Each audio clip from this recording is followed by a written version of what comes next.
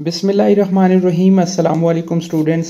Most important MCQs जो कि हमारे साइंस सब्जेक्ट से रिलेटेड हैं और तीनों चैप्टर जिसमें इलेक्ट्रिसिटी एंड मैग्नेटिज्म है, सॉइल है, द स्ट्रक्चर ऑफ अर्थ है, इंशाल्लाह उसे हम कवर करेंगे। सबसे पहले हम चलते हैं फिल इन द ब्लैंक्स की जानिब। नंबर 1 पे देखें, planet earth is shaped as a, मतलब हमारी जो अर्थ प्लैनेट है, जो हमारा प्लैनेट अर्थ है, उसकी शेप कैसी है। अब हमारे सामने दो ऑप्शंस दिए हुए हैं। सफायर शेप पे हमने टिक करना है, मींस के इसकी अंडे जैसी शेप है, मतलब एग्जैक्ट गोल नहीं है। नंबर 2 पे आते हैं, sorry for index numbering. The structure of the earth is divided into, हमारे सामने दो ऑप्शंस दी हुई हैं, 3 हैं या 4 हैं। अब हमें इस बात का बेहतर से पता है कि हमारे 4 पार्ट्स में डिवाइड किया गया है स्ट्रक्चर ऑफ अर्थ को, जिसमें क्रस्ट है, जिसमें मेंटल है, जिसमें इनर कोर है, सॉरी आउटर कोर है और इनर कोर है। तो हम नंबर 4 को टिक करते हैं। नेक्स्ट पे है, below the crust is the next layer of the earth called the mental, यानी हमारी जो क्रस्ट है, जो फर्स्ट टॉप लेयर है, उसके बाद जो जमीन की नीचे वाली जो तय आएगी उसे हम मेंटल कहेंगे। The mantle is up to 3000 kilometre और 4000 kilometre below the surface of the earth.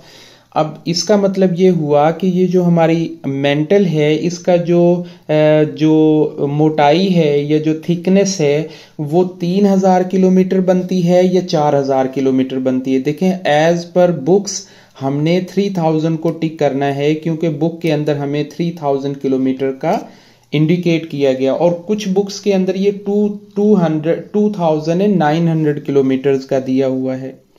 Number 6 पे आते हैं, the mantle is much thicker. Thicker मतलब मोटा होना, कि मेंटल ज्यादा मोटा है than the dash crust. Number 7 पे आते हैं, the layer is the mostly made up for the oxygen, silicon and the magnesium. This layer, यानी दिस लेयर कौन सी, ये जो मेंटल है ये मैक्सिमम बनी होती है ऑक्सीजन से, सिलिकॉन से और मैग्नीशियम से। नंबर 8 पे आते हैं, the core is divided into 2 parts, के जो हमारा सबसे नीचे वाली जो कोर है, क्रस्ट के बाद जब मेंटल और मेंटल के बाद जब कोर आएगी तो वो मजीद आगे 2 हिस्सों में डिवाइडेड है। नंबर 1 को कहते हैं आउटर कोर और नंबर 2 को कहते हैं इनर कोर। नंबर 9 पे है, none of us can live for long without, यानी हम में से कोई भी ज्यादा अरसे के लिए जिंदा नहीं रह सकता इसके बगैर। किसके बगैर, डैश में आएगा, वाटर के बगैर। नंबर 10 पे है students, available water on earth is 3/4, यानी आप यूं कहें कि जब हम इसे फ्रैक्शन में कहेंगे तो 3/4, यानी अगर 4 किसी पार्ट के बराबर बराबर हिस्से हों तो उनमें से 3 पार्ट यानी थर्ड पोर्शन जो है वो जमीन पे पानी मौजूद है, और जिसमें से 97% अक्रॉस द सीज, जो 97 हमारे समुद्रों के अंदर पाया जाता है। Only 3% is available in the fresh water, और इस 3% का भी 1% is available on the earth for users, कि हमारे पीने के लिए साफ सुथरा जो पानी है वो सिर्फ 1% वाटर अवेलेबल है इस अर्थ प्लैनेट पे इस्तेमाल के लिए। नंबर 14 है, all planet grow in dash soil, कि जितने भी प्लांट्स हैं, sorry all plants grow in dash soil, कि जितने भी प्लांट्स हैं वो जमीन में, मट्टी में, सॉइल में ग्रो करते हैं। नंबर 15 है, soil is mainly of 3 types, के ये जो सॉइल है ये 3 बड़े बड़े मेन इसकी टाइप्स होती हैं। On the basis of soil particles, यानी जो सॉइल के पार्टिकल्स हैं, जो अज्जा हैं, उनके हिसाब से अगर हम देखें तो इसके 3 हिस्से, बड़े बड़े 3 मेजर पार्ट्स हैं।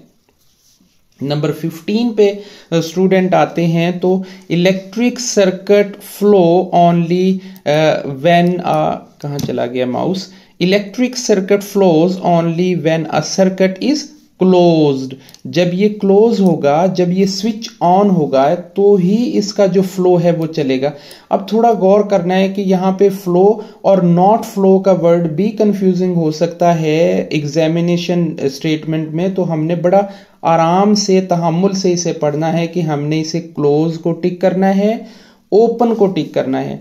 नंबर 16 पे आता है dash a help prevent damage to the circuit in case of power surge, यानी जो हमारी पावर सर्ज है उसको किसी बड़े नुकसान से, हमारे जो सर्किट है उसे बड़े नुकसान से बचाने के लिए फ्यूज हमारी हेल्प करता है। Number 17 the end of a magnet is called, कि जो मैग्नेट के किनारे होते हैं, जो एंड होते हैं, जहां पे वो खत्म हो रहा होता है ना, जहां पे उसका जो उसकी बाउंड्री बनती है, एंड बनता है, इज कॉल्ड पोल्स, उसे हम पोल्स कहेंगे। नंबर 18 है students the force exerted by magnets is called, कि जो मैग्नेट से फोर्स निकल रही होती है उसे हम मैग्नेटिज्म कहेंगे।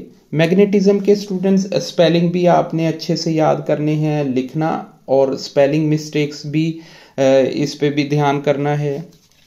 नंबर 19 पे आएगा स्टूडेंट्स सेम मैग्नेट पोल्स, यानी एक जैसे मैग्नेट पोल्स, यानी north north and south south, तो ये एक दूसरे से क्या करेंगे, रिपेल करेंगे, ये धक्का देंगे, ये एक दूसरे से दूर हटेंगे। Opposite poles of each others, यानी अपोजिट पोल्स मींस के नॉर्थ साउथ के साथ या साउथ नॉर्थ के साथ अट्रैक्ट करेंगे। नंबर 21 है अ कंपास नीडल पॉइंट्स, के जो कंपास की जो नीडल पॉइंट होती है, जो उसकी सुई होती है, उसके जो पॉइंट्स है व्हेन सस्पेंडेड फ्रीली, जब उसे बिल्कुल आज़ाद छोड़ा जाए तो उसकी डायरेक्शन नॉर्थ की तरफ होती है। नंबर 22 पे स्टूडेंट्स आएगा material are not attracted to magnet, कि ऐसे मटेरियल जो मैग्नेट के साथ अट्रैक्ट नहीं होते, उसकी तरफ नहीं जाते हैं या नहीं चिपकते हैं, उनको हम कहेंगे नॉन मैग्नेटिक मटेरियल्स।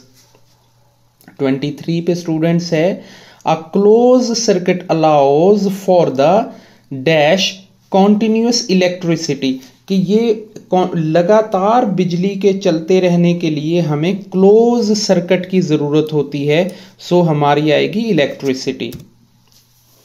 नेक्स्ट पे क्वेश्चन है फिल इन द ब्लैंक्स का स्टूडेंट्स, द 24 नंबर पे the two end of the magnet are called, ये पहले भी हमने इससे पहले भी रिपीट किया हुआ है, पोल्स उसे कहेंगे, बहुत सिंपल है और अहम भी है, ये मोस्टली आ जाता है।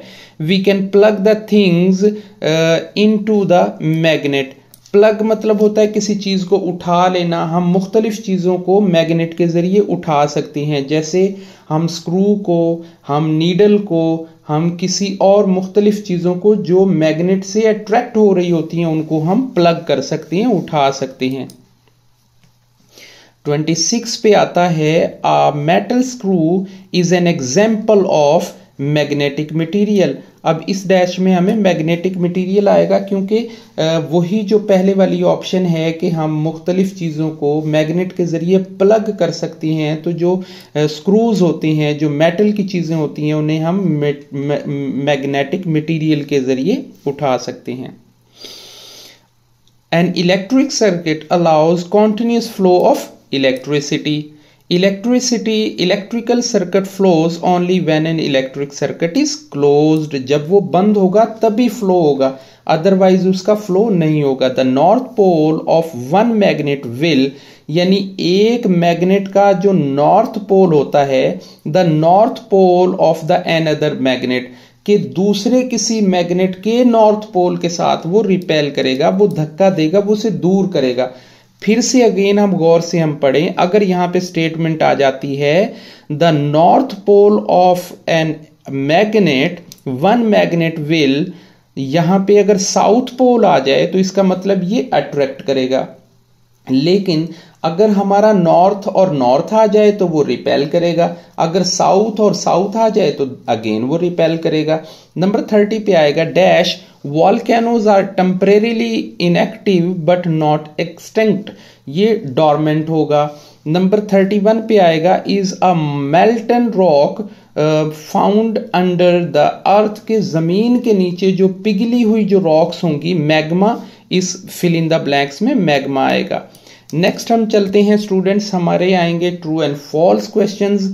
मैक्सिमम कोशिश करते हैं कि हम इनको भी थोड़ा कवर अप करें। Number 1, electric current. अच्छा, मैंने इनका यहाँ पे आंसर जो है वो आपके सामने दिए हुए हैं। कुछ जो स्टूडेंट्स हैं वो स्क्रीनशॉट भी लेके इसे अपने पास परमानेंटली सेव कर सकते हैं ताकि किसी चीज़ की रीडिंग करना आपको आसान हो जाए। Electric circuit flows continuously in a closed circuit, कि इलेक्ट्रिक करंट का जो फ्लो है कॉन्टिन्यूस होता रहता है क्लोज सर्किट के अंदर, तो ये ट्रू है। Plastic is a good conductor for the electricity. अच्छा, ये जो कंडक्टर है ये तो वो वाले कंडक्टर्स होते हैं ना जो इलेक्ट्रिक सर्किट के अंदर कॉन्टिन्यूस फ्लो को करते हैं, लेकिन प्लास्टिक तो कंडक्टर नहीं है, ये तो एक इंसुलेटर है, सो ये हमारा फॉल्स होएगा। अ fuse protect the circuit from overheating, बिल्कुल ठीक है, ये ओवरहीटिंग से हमें कवर करता है। Number 4, magnet pole can exist in insulation, कि जो मैग्नेट पोल्स हैं वो हमेशा उनको इंसुलेशन में इंसुलेट करके उनको मतलब कवर करके नहीं रखा जा सकता है, सो ये फॉल्स है। Like magnet poles repel each other, each other का मतलब है कि एक दूसरे के साथ, north pole is north pole, south pole in south pole, so ये हमारा ट्रू है। A magnet attract all metals, all metals नहीं होती हैं। अब देखें कुछ मेटल्स ऐसे भी हैं जिन मेटल्स को अट्रैक्ट नहीं करेगा मैग्नेट, सो ये फॉल्स है। अगर यहाँ पे ऑल का वर्ड नहीं होता तो ये हमारा ट्रू हो जाना था। The earth's magnet field point north, true है कि जब हम फ्रीली जो हमारी कंपास नीडल होती है उससे हम छोड़ते हैं तो वो नॉर्थ की तरफ ही जाती है। इट मीन्स के जो अर्थ मैग्नेट फील्ड है वो भी नॉर्थ इंडिकेशन दे रही होती है। The magnet field of magnet is strongest in the middle, in the middle strongest नहीं होता है, ये हमेशा जो उसके किनारे होते हैं, जो उसके एजेस होती हैं या जो उसके एंड होते हैं वहां पे ये स्ट्रॉन्गेस्ट पोजीशन में होता है। नंबर 9 पे चलते हैं students. A compass needle point two the secure of the electricity. अच्छा, सोर्स ऑफ इलेक्ट्रिसिटी, तो ये सोर्स ऑफ इलेक्ट्रिसिटी नहीं है, ये सोर्स ऑफ मैग्नेटिज्म है, ये यहां फॉल्स है। Electricity and magnetism are unrelated forces. देखें, इलेक्ट्रिसिटी और मैग्नेटिज्म रिलेटेड फोर्सेस हैं, सो फॉल्स आएगा। A circuit diagram shows be drawn by the gap between the wires. ये जो सर्किट डायग्राम होती है ना, जिससे हम अपने किसी सर्किट को बनाने के लिए जिसमें बैटरी, फ्यूज, स्विच और वायर का इस्तेमाल करते हैं, तो उसके अंदर गैप नहीं होता है, सो अगर उसमें गैप होगा तो वो फॉल्स हो जाएगा। Breaking magnet into pieces weakened the magnet strength, नहीं, ऐसा नहीं है। हम मैग्नेट को जितने भी पीसीज में ब्रेक कर लें, जितने भी पीसीज में उसे तोड़ लें, वो कभी भी उसकी जो स्ट्रेंथ है वो कमजोर नहीं होती है। अ bulb can light up even without a battery in the circuit. देखें, जब तक बैटरी किसी में कनेक्ट नहीं होगी सोर्स ऑफ इलेक्ट्रिसिटी नहीं आएगा। जब तक सोर्स ऑफ इलेक्ट्रिसिटी मौजूद नहीं होगा तब तक कोई भी चीज हमारी लाइट नहीं चल सकती है, बल्ब ऑन नहीं होगा, सो ये हमारा फॉल्स है। नेक्स्ट 14 नंबर आएगा। A switch allow to the flow of electricity in both directions. अच्छा, बोथ डायरेक्शंस में नहीं होता। देखें, स्विच हमेशा एक लाइन में लगा होता है, जैसे ये हमारी एक लाइन है और ये हमारी एक लाइन है, तो हमेशा स्विच यहां पे लगा होगा, तो ये बोथ डायरेक्शंस को कंट्रोल नहीं करेगा, ये सिर्फ एक वायर को कंट्रोल करेगा, दूसरी से तो कॉन्टिन्यूअस फ्लो चल रहा होता है उस करंट का, सो ये हमारा फॉल्स है। नंबर आगे है, the strength of the magnet field decreases with distance. हाँ, ये ठीक है कि जैसे जैसे हम मैग्नेटिक फील्ड में जो डिस्टेंस है उसे बढ़ाते जाएंगे, जो स्ट्रेंथ ऑफ मैग्नेटिक फील्ड है वो कम होती जाएगी। Static electricity is a type of electric circuit, नहीं इलेक्ट्रिक सर्किट से नहीं होता ये। स्टैटिक इलेक्ट्रिसिटी बेसिक वो होती है जब हम एक बॉडी को दूसरी बॉडी के साथ या कुछ प्लास्टिक को अपने बालों के साथ या बैलून के जरिए जो हम करंट अपना अर्थ हमारे और पॉजिटिव जो ग्राउंड आ रही होती है हमारे बॉडी में, उसे हम स्टैटिक इलेक्ट्रिसिटी कहते हैं। सो ये इलेक्ट्रिक करंट से रिलेटेड नहीं है। नंबर 17 आएगा a bar magnet has only one pole. देखें बार मैग्नेट हो या कोई भी मैग्नेट हो, चाहे वो यू शेप मैग्नेट हो, बार मैग्नेट हो, नीडल मैग्नेट हो या किसी भी किस्म का मैग्नेट हो, उसमें वन पोल नहीं होएगा। स्टूडेंट इसे आपने गौर से ध्यान रखना है। वन पोल कभी भी नहीं होता है, मैग्नेट के अंदर हमेशा पेयर ऑफ पोल होता है। सो ये हमारा फॉल्स है। नंबर 18 पे magnet force is an non contact force. देखिए मैग्नेटिक फोर्स एक नॉन कॉन्टैक्ट फोर्स उसे कहेंगे जिसमें बॉडी टच किए बगैर कोई फोर्स लग रही होती है। सो ये ट्रू है क्योंकि मैग्नेट में हमें कोई चीज नजर नहीं आ रही होती और उससे वो फोर्स लग रही होती है। Rubber is a good insulator for electricity. देखें वायर्स के ऊपर जो कोटिंग हो रही होती है, जो प्लास्टिक चढ़ा हुआ होता है वो बेसिकली रबर ही होता है, या जो हम टेपिंग कर रहे होते हैं वो सब इंसुलेटर्स होते हैं। और इंसुलेटर वो वाले मतलब मटेरियल्स होते हैं जिनसे हम इलेक्ट्रिसिटी के फ्लो को रोक सकते हैं। So rubber is a good insulator for the electricity. Number 20 पे है a magnet can attract a बोतल ओपनर। बिल्कुल ठीक है, ट्रू है कि एक बोतल ओपनर को मैग्नेट से अट्रैक्ट किया जा सकता है क्योंकि बोतल ओपनर एक जो मैग्नेटिक मटेरियल है।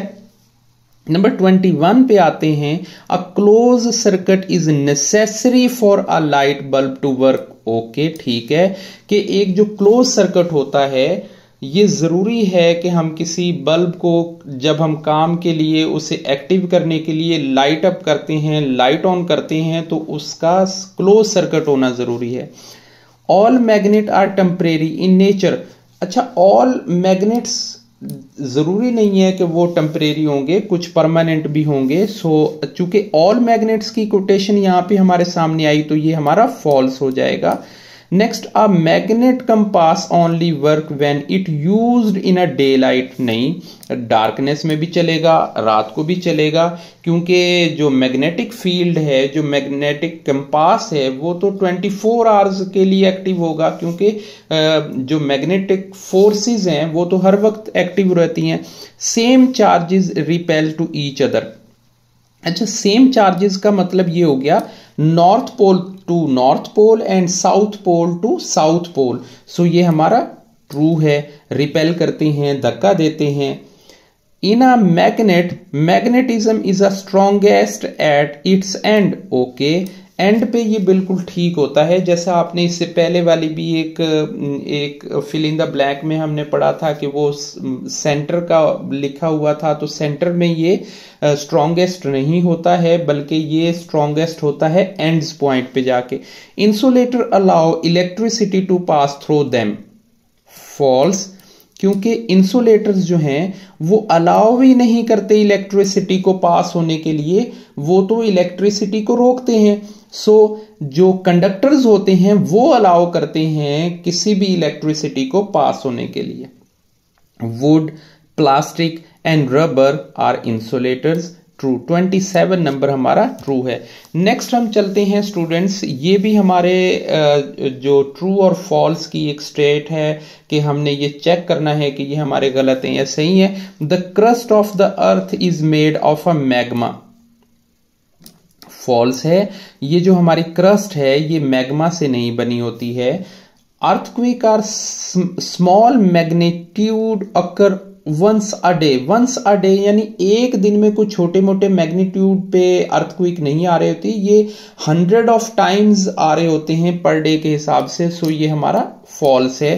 Core of outer most layer is the earth, ये हमारा फॉल्स है, क्योंकि आउटर मोस्ट जो हमारा है वो क्रस्ट है ना कि कोर है।